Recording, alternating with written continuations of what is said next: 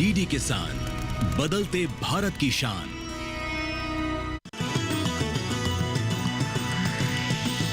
DD किसान, बदलते भारत की शान।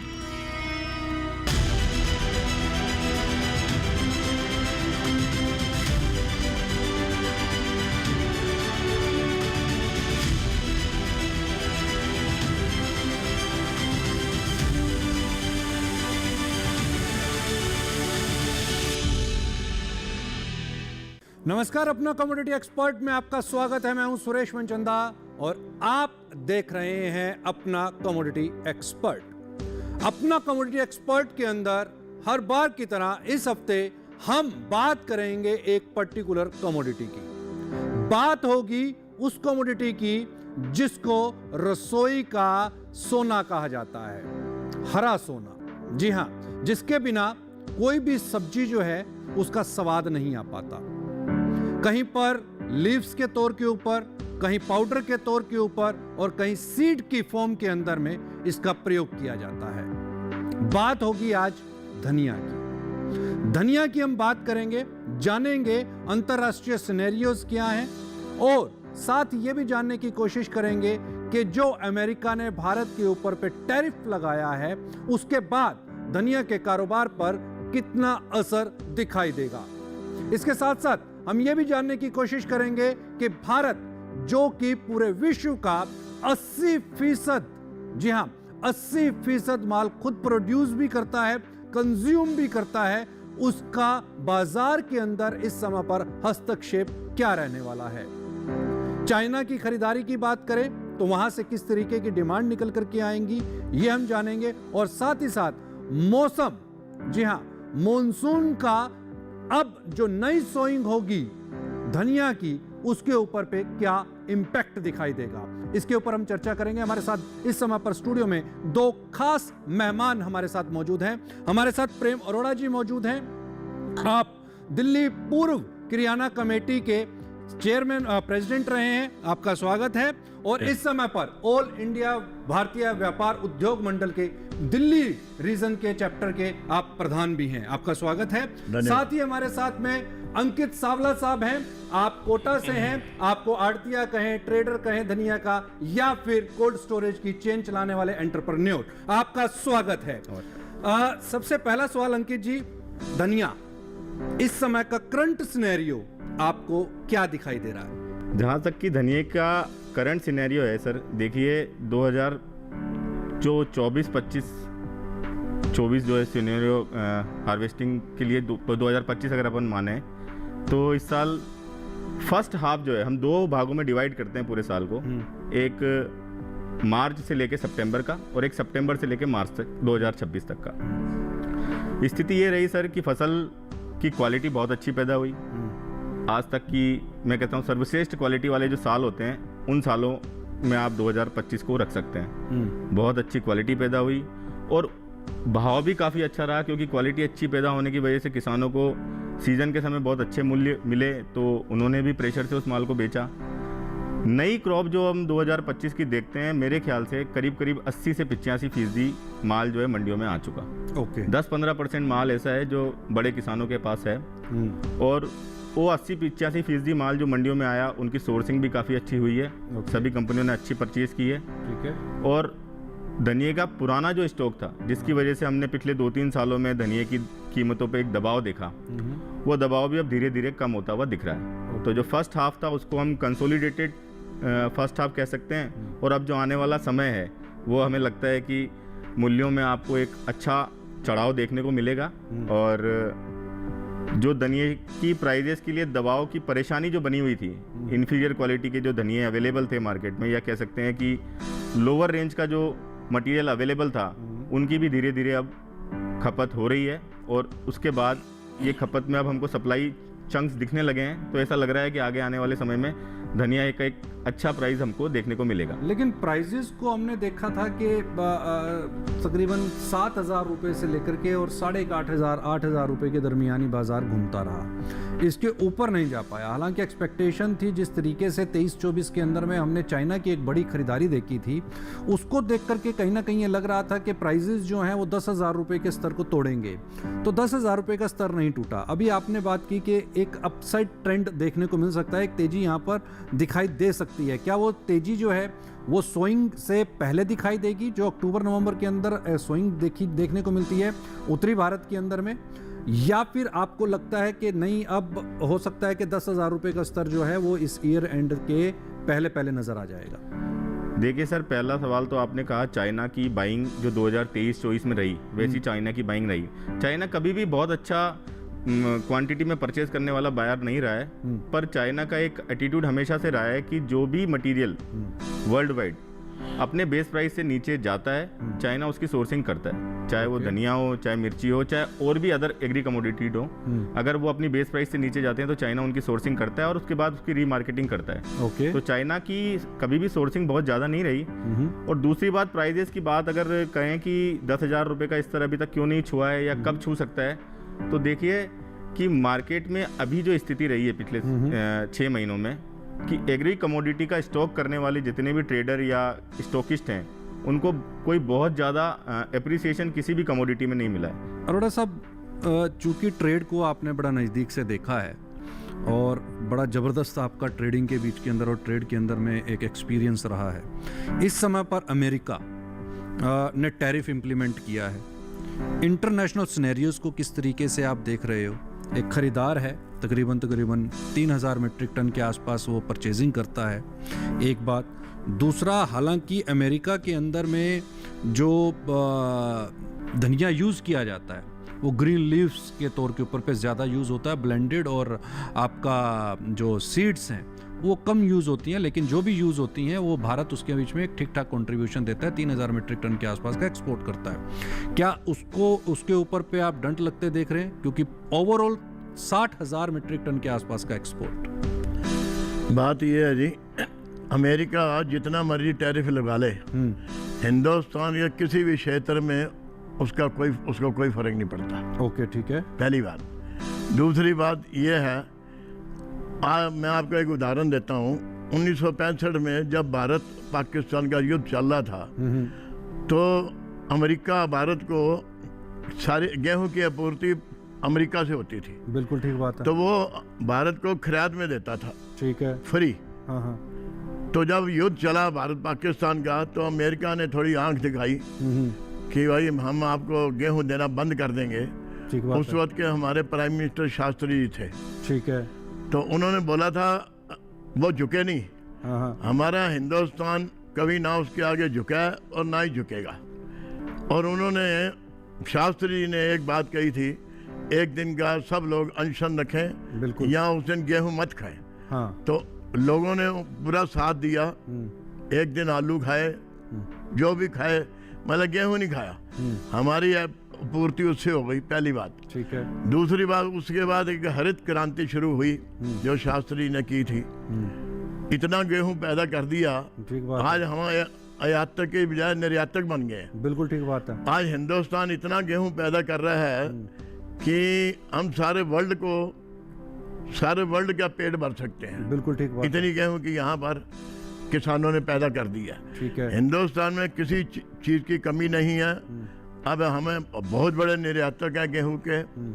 और सबसे बड़ी बात यह है, आज मोदी जी के नेतृत्व में अब भी वो आंख दिखाता है, मैं 50% टैरिफ लगा दूंगा, 100% लगा दूंगा। आज हमारा नया भारत बना है मोदी जी के नेतृत्व में। ये अब वर्ल्ड में तीसरी बहुत बड़ी शक्ति बनने जा रहा है। बिल्कुल। और ना हम लोग कहीं झुके हैं। हाँ। हमारे जो जनता है, हमारे साइंटिस्ट हैं, हमारे किसान हैं, इनमें बड़ा दम है। बिल्कुल। हिंदुस्तान में किसी चीज़ की कमी नहीं है। तो आपको ये लगता है कि भाई बहुत ज़्यादा इसका इम्पैक्ट नहीं आएगा, उसकी पूर्ति दूसरे देशों में एक्सपोर्ट करके हो जाएगी? बात यह है कि अमेरिका 3,000 टन के करीब लेता है। हाँ, ठीक है। 60,000 बोरी होती है। ठीक है जी। एक बोरी में 40 किलो होती है। ठीक है। तो वो नहीं लेगा। हमारे पास और बड़े मुल्क हैं माल इस वक्त माल खरीदने वाले, ठीक है। और हिंदुस्तान से इतनी डिमांड है मसालों की सारे कंट्रीज में, तो हमें कोई फर्क नहीं पड़ेगा उसका टैरिफ का। ठीक बात है। वक्त हो गया यहाँ पर एक ब्रेक का। ब्रेक के तुरंत बाद लौटेंगे, जानने की कोशिश करेंगे कि धनिया के अंदर में कौन सी कंट्रीज से डिमांड निकल करके आ सकती है और उसका कितना इम्पैक्ट यहाँ देश के अंदर में धनिया की कीमतों के ऊपर दिखाई देगा।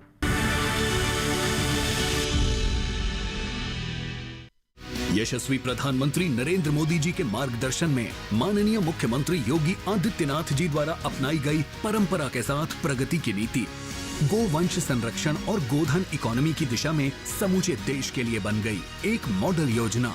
2018-19 में निराश्रित गोवंश की समस्या के निदान हेतु स्पष्ट नीति निर्धारण के बाद प्रदेश में अवैध बूचड़खाने बंद हो गए। 2017 से पहले सिर्फ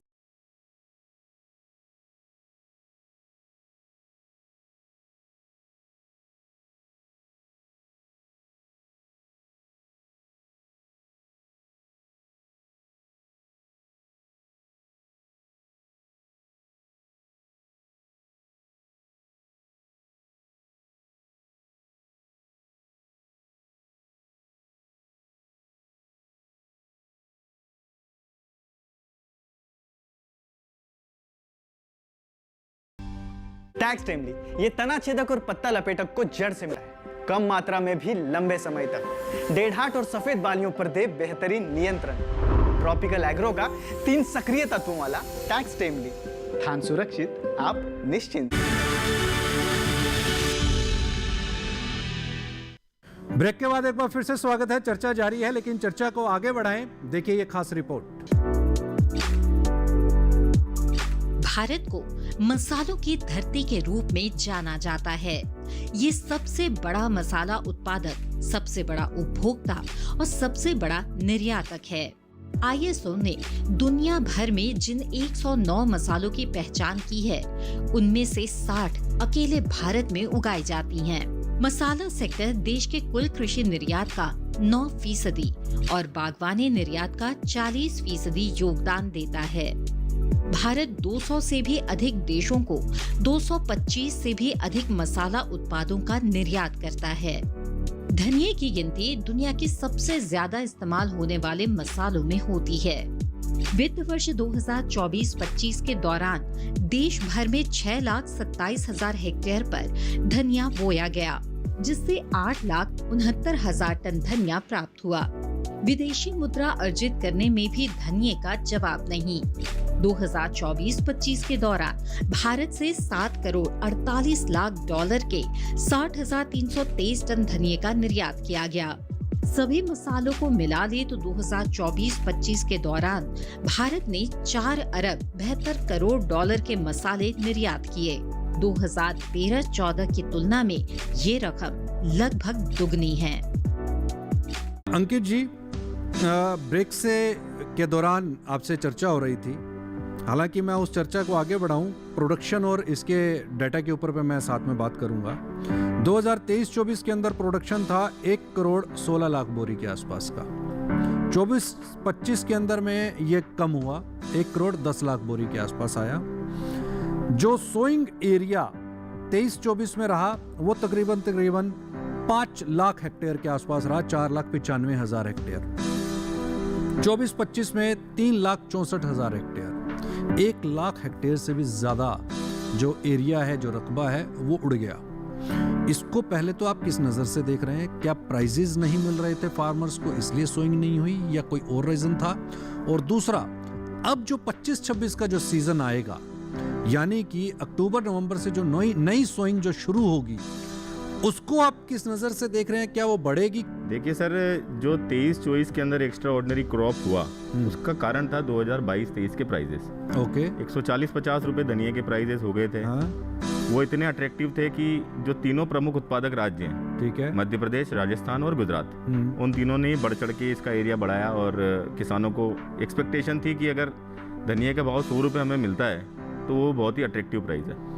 अब वो प्राइजेस जो मिले थे वो चाइना की खरीदारी थी, क्योंकि पहली बार उसने 35,000 मीट्रिक टन के आसपास अकेले नहीं भाई परचेजिंग की थी। सर देखिए, प्राइजेस का बढ़ना एक लंबी सतत प्रक्रिया है। हाँ 2022 में अगर प्राइजेस बढ़े तो वो उसका रीज़न 2022 नहीं रहता, उसका रीज़न ये 2019 में कमी, 2020 में कमी, 2021 में कमी, और उसके बाद फिर वो एक एक्स्ट्रा ऑर्डिनरी जो उछाल आता है प्राइजेस में, वो किसी एक पर्टिकुलर ईयर में आता है। जैसे हम देख रहे हैं कि क्रॉप 2024 में भी कम था, 2025 में भी कम था, ठीक है, पर उसके बावजूद भी जो एक्स्ट्रा ऑर्डिनरी तेजी आनी चाहिए थी वो तेजी नहीं आ रही। नहीं आई, ठीक है। वो इसलिए नहीं आ रही है कि 2023 की एक्स्ट्रा ऑर्डिनरी क्रॉप ने इतना दबाव बना के रखा मटेरियल के ऊपर कि वो प्राइजेस वैसे आए नहीं। ठीक है। और धीरे धीरे क्या होता है, किसान हमेशा वर्तमान देखता है। ठीक है।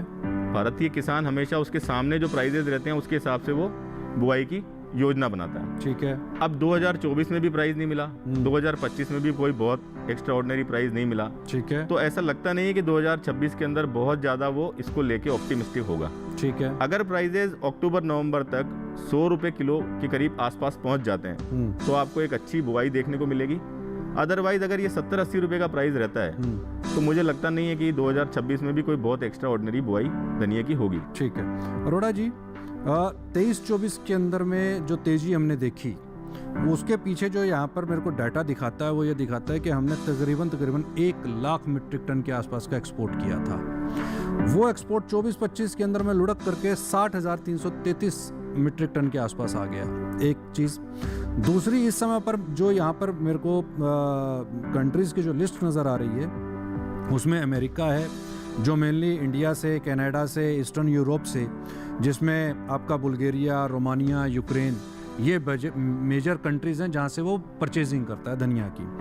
दूसरी फिर यहाँ पर आपके पास में मलेशिया आ जाती है। मलेशिया मोस्टली इंडिया से ही परचेजिंग करती है और समटाइम्स वो पाकिस्तान की तरफ भी मूव कर जाती है, वो पाकिस्तान से भी परचेजिंग करती है। लेकिन यहाँ पर गजब की बात यह है कि पाकिस्तान खुद एक बड़ा इंपोर्टर है, वो भारत से ही माल परचेज करता है, भारत से ही परचेजिंग करता है। बांग्लादेश भारत से परचेजिंग करता है, तो ले दे करके एक इंडिया की पोजीशन थोड़ी सी स्ट्रॉन्ग नज़र में आती है। और ये बिजनेस बहुत बड़ा बिजनेस है। अगर हम इसको देखें, करीब 117 मिलियन डॉलर यानी कि 1,170 लाख करोड़ रुपए का डॉलर का ये बिजनेस है, जो बढ़ने की यहाँ पर गुंजाइश नजर आती है। और ऐसा लगता है कि 2030 तक ये जो कारोबार है वो करीब डबल हो सकता है, और जिस तरीके से धनिया की डिमांड निकल करके आ रही है, तो इसको क्या एक अपॉर्चुनिटी समझा जाए। और अगर इसके अंदर में अमेरिका और चाइना की तरफ से बाइंग कमजोर पड़ती है तो क्या ऑप्शंस है? इंडिया ऑर्गेनिक खेती की तरफ जा रहा है। ठीक है। और हर कंट्री चाहता है कि ये पेस्टिसाइड फ्री हो। ठीक है। तो बड़ी बड़ी कंपनियां जो हैं अब ये रिसोर्स शुरू कर रही हैं किसानों के साथ कॉन्ट्रैक्ट करके कि हमें IPM क्वालिटी या ऑर्गेनिक खेती का माल मिलना चाहिए। ठीक है। जैसे जैसे इस खेती में सुधार होगा किसान को भाव भी बढ़िया मिलेगा। ठीक है। और हमारी एक्सपोर्ट बहुत बढ़ेगी। ठीक है। और जहाँ आप कह रहे हो 2030 तक हमारे जितने भी मसाले हैं बड़ा गोल्डन चांस है आगे एक्सपोर्ट का। जैसा कि हमारे मोदी जी एक्सपोर्ट के लिए बहुत सहूलतें दे रहे हैं और आगे मसालों का, धनिया का भविष्य जो है बहुत अच्छा रहेगा। ठीक है। और सबसे कम भाव है इंडिया में और सबसे बढ़िया क्वालिटी इंडिया में बिकती है। ठीक है। यहाँ का धनिया, जीरा, हर चीज़ बाकी कंट्रीज से ज़्यादा अच्छा माल है। ओके। तो नेचुरली इसकी एक्सपोर्ट ज़्यादा ही होगी सब जगह। ठीक है। अंकित जी, मध्य प्रदेश में करीब 48 लाख बैग के आसपास का प्रोडक्शन, गुजरात तकरीबन 42 लाख बोरी के आसपास का प्रोडक्शन, राजस्थान करीब 15 लाख बोरी के आसपास का प्रोडक्शन, ये इस समय की फिगर स्टेटस दिखाई देती हैं 24-25 के आसपास की। क्या इसमें 25-26 में आप कोई बदलाव देखते हैं? और स्टॉक इन हैंड की अगर मैं बात करूं तो स्टॉक इन हैंड इस समय पर आपको क्या नजर आता है? वेयर हाउसेज में कितना माल आप देखते हैं कि वेयर हाउसेज के अंदर, इंडिया के वेयर हाउसेज के बीच के अंदर में लगभग कमोबेश क्या आपको लगता है कि 25 लाख, 30 लाख, 50 लाख बैग इस समय पर अवेलेबल हैं? सर, इनको इस बात को अपन 2 हिस्सों में बांटते हैं। पहले तो हम बात करते हैं कि स्टॉक अवेलेबिलिटी क्या है। आज हम 15 अगस्त क्रॉस कर चुके हैं। ठीक है। और मिड अगस्त से अगर हम बात करें तो मेरे हिसाब से ऐसा हमको लगता है, जहाँ जिस भी सोर्सेज से हम बात करते हैं, कि करीब करीब 20 लाख बोरी धनिया गुजरात में अवेलेबल है। अच्छा, 20 लाख बोरी ठीक धनिया, है। करीब करीब 25 से 30 लाख बोरी एमपी, ठीक है। और करीब करीब 15 लाख बोरी राजस्थान। अब इसका स्टॉक, इसके अंदर वो लोग भी आ गए जो हेजिंग करते हैं एनसीडीएक्स पे। एनसीडीएक्स के डीमेट वेयर हाउसेज भी आ गए, व्यापारियों के कोल्ड स्टोरेज भी आ गए, ठीक है। और कंपनीज की द्वारा सोर्सिंग किए गए हुए मटेरियल जो प्रोडक्शन सेंटर पे रखे हुए हैं वो भी आ गए। अच्छा, ठीक है। और इसके अलावा करीब करीब 15% मटेरियल जो नई क्रॉप का किसानों के पास अवेलेबल है, इन सबको अगर जोड़ा जाए तो करीब करीब 70-75 लाख बोरी धनिया आज के समय देश में उपलब्ध है। ओके, ठीक है। अब दूसरी बात करें कि इन 70-75 लाख बोरी धनिया में से कितना धनिया कंजम्पशन के लिए अवेलेबल रहेगा, तो ऐसा लगता है कि 20 से 25% मटेरियल तो इसमें से ऐसा है जो प्राइजेस के बढ़ने पर ही आपको मार्केट में अवेलेबल होगा। बहुत सारे लोग हैं जिनकी अपनी अपनी एक्सपेक्टेशन होती है किसी भी चीज़ में इन्वेस्ट करने के बाद, तो मुझे ऐसा लगता है कि इसमें से 20 लाख बैग धनिया ऐसा है जो एक सर्टेन प्राइस पर जाकर ही मार्केट के अंदर अवेलेबल होगा। दूसरी बात कि हम 26 की क्रॉप को किस तरह से देखते हैं। अगर सीडिंग के समय, बुआई के समय, जो कि समय आप मान के चलिए मिड अक्टूबर से लेकर मिड दिसंबर तक का रहता है, मिड अक्टूबर से मिड दिसंबर में अगर प्राइजेस के अंदर उछाल मिला तो आपको गुजरात में, एमपी में और राजस्थान में तीनों ही जगह बुआई बढ़ने की आशा रख सकते हैं आप। और अगर प्राइजेस यहाँ से 10-15% ही बढ़ते हैं, मतलब मेरे को लगता है कि बुआई तब बढ़ेगी जब प्राइस यहाँ से 35-40% बढ़ते हैं। अगर सिर्फ 10-15% का ग्रोथ आता है तो एक सामान्य औसत क्रॉप जो हम देख रहे हैं 23-24 के बाद 24-25 में और 25-26 में भी हमें एक औसत क्रॉप देखने को मिलेगी। वक्त हो गया यहाँ पर एक और छोटे से ब्रेक का। ब्रेक के तुरंत बाद लौटेंगे और जानने की कोशिश करेंगे कि 10,000 रुपए का भाव धनिया के अंदर कब तक दिखाई दे सकता है। प्लेटफॉर्म नंबर 2 से चलने वाली सुपरफास्ट एक्सप्रेस के यात्री आई एम हियर। तुम्हें नहीं, इसे मोबाइल चार्ज करना। दिमाग चार्ज कर अपना। ऐसे पब्लिक पोर्ट से फोन चार्ज किया तो पर्सनल डेटा होगा पब्लिक। देखा? पापा रुको, मैं पे करता हूँ। No signal. अब क्या करोगे? फ्री वाईफाई है ना। बुद्धू सुधर जा। पेमेंट्स के लिए नो ओपन वाईफाई, यानी फ्रॉड को करो बाय बाय। आरबीआई कहता है करो सही शुरुआत, बनो फाइनेंशियली स्मार्ट। टैक्स टाइमली, ये तना छेदक और पत्ता लपेटक को जड़ से मिटाए, कम मात्रा में भी लंबे समय तक। डेढ़ाट और सफेद बालियों पर दे बेहतरीन नियंत्रण। ट्रॉपिकल एग्रो का 3 सक्रिय तत्वों वाला टैक्स टाइमली, धान सुरक्षित, आप निश्चिंत। ब्रेक के बाद एक बार फिर से स्वागत है। तुरंत आपसे सवाल करूंगा अंकित जी फिर दोबारा, क्या लगता है दिसंबर 2025 खत्म होने तक धनिया का भाव 10,000 रुपए दिखाई दे सकता है? 10,000 रुपए का भाव एक ऐसा भाव रहेगा जिसका सैकड़ों लोगों को इंतजार है, चाहे वो फार्मर हो, चाहे स्टॉकिस्ट हो, चाहे इन्वेस्टर हो। बिल्कुल। देखिए, अगर स्क्रीन से बात करें एनसीडीएक्स बोर्ड से, तो और सालों के अंदर जो एक्सपायरी पोजीशन सितंबर, अक्टूबर, नवंबर के मंथ में रहती थी, क्योंकि जो अप्रैल कॉन्ट्रैक्ट थे वो सितंबर में एक्सपायर होते हैं, तो एक्सपायरी मटेरियल जो अवेलेबल होता था वो इतनी बड़ी क्वांटिटी में होता था कि इस दौरान पे जाकर धनिया की प्राइसेस को बढ़ाना काफ़ी मुश्किल हो जाता था। पर इस साल में ऐसा लग रहा है मात्र 400-500 गाड़ियाँ हैं जो डीमेट में एक्सपायरी होने की स्थिति में है। अच्छा। सितंबर, अक्टूबर, नवंबर तीनों महीनों की मिला के। ठीक है। तो वो इतनी नेग्लिजिबल क्वांटिटी है कि कोई एक बायर भी उसको परचेज कर सकता है। तो अगर कोई बड़ी बाइंग हमको देखने को मिली इन मंथ में, तो आपका जो ये 10,000 रुपए का स्तर है, ये आपको दिसंबर 2025 का इंतजार नहीं करना पड़ेगा, उससे पहले भी हो सकती है। अरोड़ा जी, आपको क्या लगता है, दिवाली तक 10,000 या दिसंबर तक इंतजार करना पड़ेगा 10,000? एक तो जब बुआई होती है उसके बाद कई बार क्या होता है कि ओले होते हैं ना, ओले पड़ जाते हैं जी, फसल खराब हो जाती है।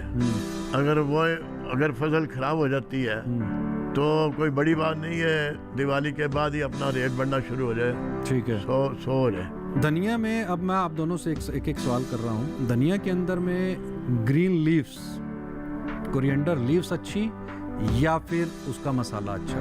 देखिए सर, दोनों के पर्पज ही अलग अलग है। सिलेंट्रो का पर्पज गार्निशिंग के लिए और पाउडर का पर्पज ब्लेंडिंग के लिए। ओके। तो दोनों के पर्पज अलग अलग हैं। एक सब्जी के अंदर डलता है, एक सब्जी के ऊपर डलता है। तो दोनों के पर्पज अलग हैं और दोनों इक्वली इंपॉर्टेंट है। दोनों इक्वली। अरोड़ा जी, आपकी नज़र में क्या लगता है? जो अंकित जी ने कहा है बिल्कुल सही है। एक ऊपर से डाला जाता है और एक और अंदर एक डाला जाता है। सब्जी के अंदर डाला जाता है। यहाँ पर जो समय हुआ है वो हो गया है सवालों और जवाबों का। जो हमने पिछले एपिसोड में आपसे सवाल किया था, वो सवाल, उसके जो सही जवाब देने वाले विजेता हैं उनके नाम, और साथ ही आज का जो सवाल है वो आपकी टीवी स्क्रीन के ऊपर पर लाने का समय। हमने आपसे पिछले एपिसोड में पूछा था राष्ट्रीय अर्थव्यवस्था में दुग्ध क्षेत्र कितना योगदान दे रहा है, particularly 2%, B option 5%, C option 7% और डी ऑप्शन हमने आपको बताया था 10%। तो जिन्होंने सही जवाब दिया है, और इस सवाल का जो सही जवाब है वो आपकी टीवी स्क्रीन के ऊपर पे सही जवाब है ऑप्शन बी 5%, और जिन्होंने सही जवाब दिया है उन विजेताओं के नाम आपकी टीवी स्क्रीन पर।